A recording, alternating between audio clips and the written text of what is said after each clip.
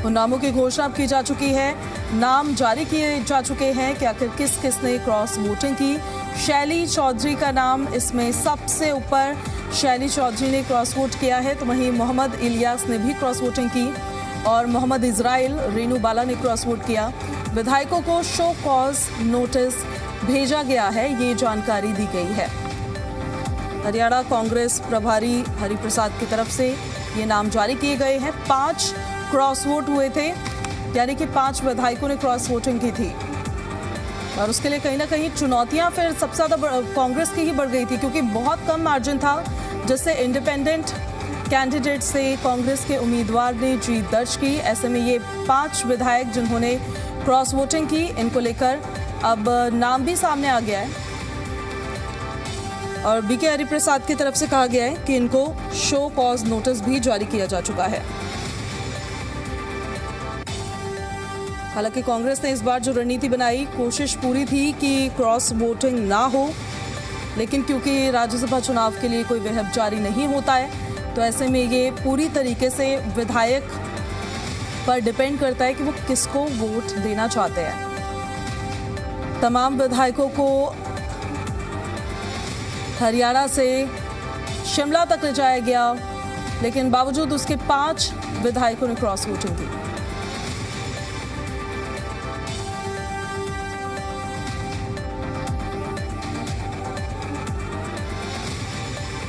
इस खबर पर ज्यादा जानकारी के साथ सहयोगी नितिन धीमान हमारे साथ फोन लाइन पर कनेक्ट हो रहे हैं, उनका अब हम सीधे रुख कर लेते हैं।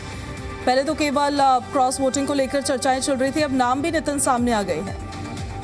देखिए, अभी तक सिर्फ नाम चर्चा में चल रहे थे कि ये नाम हो सकता है, लेकिन आज थोड़ी देर पहले दिल्ली में बीके हरिप्रसाद ने ऑफिशियली ये 4 नाम घोषित कर दिया। हालांकि 5 क्रॉस वोटिंग हुई है, 4 को ऑफिशियली घोषित कर दिया गया है, जिसमें नारायणगढ़ से शैली चौधरी, हालांकि इनके जो पति हैं वो कांग्रेस के जो कार्यकारी अध्यक्ष भी हैं, लेकिन उन्होंने इस्तीफा कल दे दिया है। पुन्हाना से मोहम्मद इलियास पुराने कांग्रेसी नेता रहे हैं, हथीन से मोहम्मद इजराइल, ये भी पुराने कांग्रेसी रहे हैं, सदौरा से रेणु बाला, ये 4 नाम ऑफिशियली डिक्लेयर कर दिए गए हैं कि इन्होंने क्रॉस वोटिंग की है।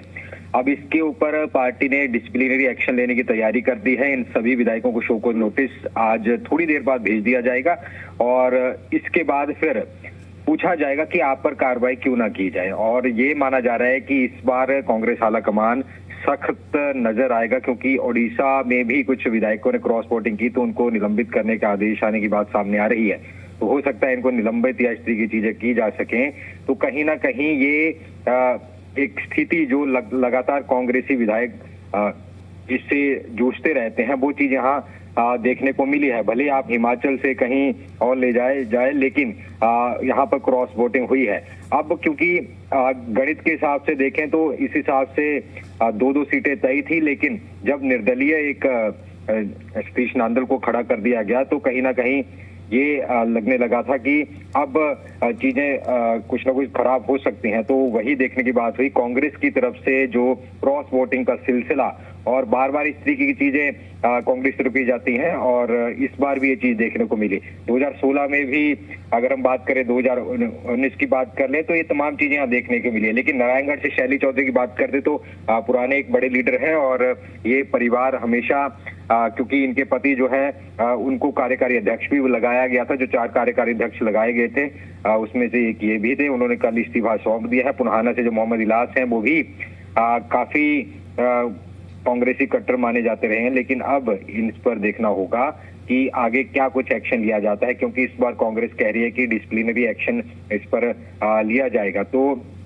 अब वैलिड वोटों के हिसाब से और वहां पर क्या किस तरीके के कारण थे, अभी हालांकि एक और कहा जा रहा है कि एक और नाम और है, 5 नाम बताए जा रहे थे, लेकिन अभी उस पर पशुपेश की स्थिति बनी हुई है, उस पर स्थिति साफ नहीं कही गई है। लेकिन ये जरूर है कि इनके ऊपर अब पार्टी एक्शन लेने जा रही है। और इसके साथ साथ अगर हम बात करें तो शो कॉज नोटिस भी इनको भेजा जाने जा रहा है। और इसके साथ इस वक्त अगर हम बात करें तो कांग्रेस के अंदर ही इस बात को लेकर के चर्चा चल पड़ी है कि अगर सबको इकट्ठा करके हिमाचल भी ले जाया गया, तमाम ट्रेनिंग दी गई थी, तो फिर भी किस तरीके से ये पूरी तमाम चीजें हुई, ये क्रॉस वोटिंग हुई। हालांकि हिमाचल में जरूर एक मामला दर्ज करा दिया गया है कि विपक्षों की तरफ से पैसे देने की कोशिश की गई है कांग्रेस के नेताओं को, उस पर भी जांच जारी है। लेकिन ये अगर हम देखें तो जश्न जरूर मना रही है कांग्रेस, लेकिन कहीं ना कहीं जो कांग्रेस की आपसी गुटबाजी है वो यहाँ भी देखने को मिल रही है। जी बिल्कुल, स्ट्रैटेजी तो यहाँ पर प्रॉपर्ली नजर आ ही रही थी नितिन। जब हिमाचल लेकर गए थे कांग्रेस के तमाम विधायकों को, कोई भी इस बार कोर कसर छोड़ी नहीं गई। को क्रॉस वोटिंग जो इतिहास रहा है राज्यसभा चुनाव में हरियाणा का, इस बार दोबारा से ना हो जाए इसको लेकर तैयारियां पूरी की गई। लेकिन बावजूद इसके 5 वोटों की क्रॉस वोटिंग हो जाती है और बहुत ही कम मार्जिन से कांग्रेस के उम्मीदवार इन चुनावों में जीत दर्ज कर पाते हैं। इससे संदेश किस तरह का है? ये गुटबाजी जो हमेशा चर्चाओं में रही है, ये खत्म बिल्कुल भी होती नजर नहीं आ रही है कहीं ना कहीं। ऑथराइज्ड एजेंट्स जो बैलेट पेपर देखने के लिए पार्टी से चौधरी भूपेंद्र सिंह हुड्डा जी और मैं दोनों हर बैलेट पेपर बैठ के देख चुके हैं।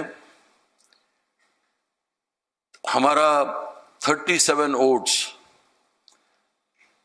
इसमें ये लोग 5 या 6 इनवैलिड कर दिया क्योंकि इन लोगों को पता था इसके पास नंबर नहीं है। और हमारा कुछ एमएलए क्रॉस वोट भी किया है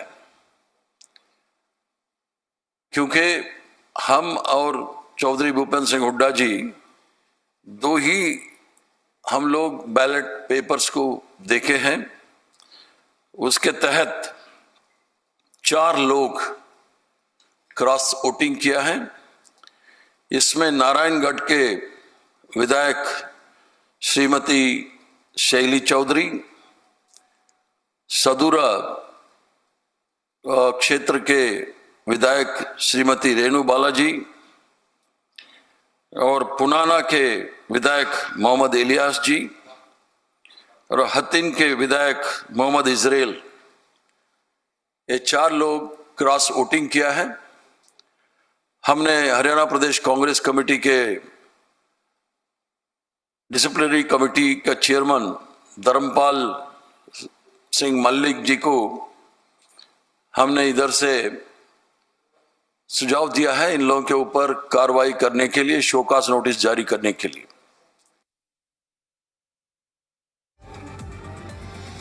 तो देखिए, कुछ नाम जारी कर दिए गए हैं और एक नाम अभी भी रहता है। और हमारे सहयोगी विजय राणा भी चंडीगढ़ से हमारे साथ लाइव कनेक्ट हो रहे हैं, उन्हीं का हम सीधे रुख कर लेते हैं। विजय, इतनी तैयारियां की गई, इतनी रणनीति, इतनी स्ट्रैटेजीज बनाई, प्रदेश से शिमला लेकर चले गए विधायकों को, लेकिन बावजूद इसके 5 वोटों की क्रॉस वोटिंग हो गई और अब एक्शन लेने की बात जरूर की जा रही है, लेकिन फिर भी अपने विधायकों को कांग्रेस पार्टी एकजुट नहीं रख पा रही है। संदेश तो इससे यही जा रहा है।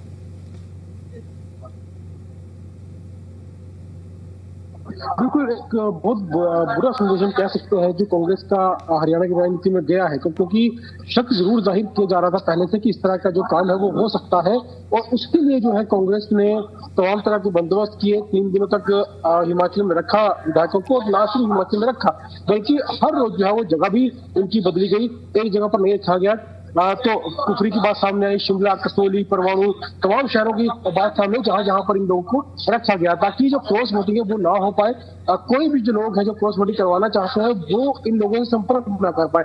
लेकिन जब मतदान हुआ तब क्रॉस वोटिंग सामने आ गई और इसी बात किया जा रहा था कि कांग्रेस खुद कब इन लोगों के नाम रिवील करती है। तो आज प्रभारी बीके हरि प्रसाद ने लोगों के नाम रिवील कर दिए हैं और इन्हीं लोगों पर ही पहले से आरोप लगाया जा रहा था कि यही लोग, माफ कीजिएगा, ऐसे हो सकते हैं जिन्होंने क्रॉस वोटिंग किया। तो आज इस बात पर जो है वो मोहर भी कांग्रेस की ओर से लगा दी गई है।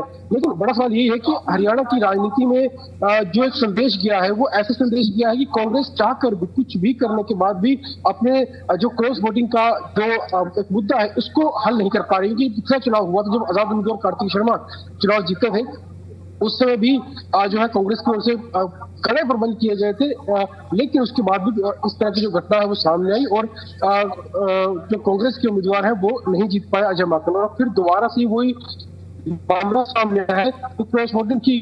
अब किस तरह से कांग्रेस लड़ने वाली, क्योंकि 4 विधायकों के नाम जो बीके हरि प्रसाद की ओर से बोले गए हैं, जो शैली चौधरी का नाम सामने आया है, रेणु बाला का सामने आया है, मोहम्मद इसके अलावा जिनका विधायक मोहम्मद शारद नाम से सामने आए हैं, मोहम्मद इलियास का नाम सामने आया है।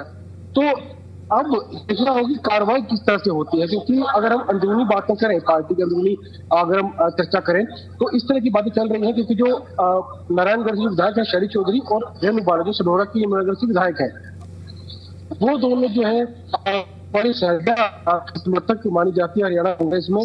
जो बातें चल रही हैं, सुमित कुमार सज्जा के नाम भी भविष्य में आ सकता है कि उनका स्टेक यहाँ पे हुआ, क्योंकि उनके समर्थक मानी जाती है। इसके अलावा मोहम्मद इजराइल और हालांकि ये लोग जो है समर्थक इस तरह के इनके ऊपर ऐसा कोई धक्का नहीं लगा हुआ, लेकिन इसके बावजूद क्योंकि हुई है क्रॉस वोटिंग। और इसमें बड़ी बात ये है कि भूपेंद्र सिंह हुड्डा की ओर से तमाम तरह के बंदोबस्त इस तरह से कर लिए गए थे, यहाँ तक कि हिमाचल में एफआईआर की बात भी सामने आई थी कि वहां पर कांग्रेस की ओर से एफआईआर जो कराई जाएगी। हालांकि इन खबरों का फिलहाल हिमाचल पुलिस ने खंडन किया था, लेकिन आने वाले दिनों में ये बात भी सामने आ सकती है कि हिमाचल पुलिस की हरियाणा कांग्रेस हिमाचल में एफआईआर दर्ज करवा सकती है कुछ लोगों के खिलाफ। कौन लोग हो सकते हैं ये भी देखने वाली बात होगी, लेकिन बड़ा सवाल यही है कि अब क्या कार्रवाई कांग्रेस करेगी, क्योंकि हो सकता है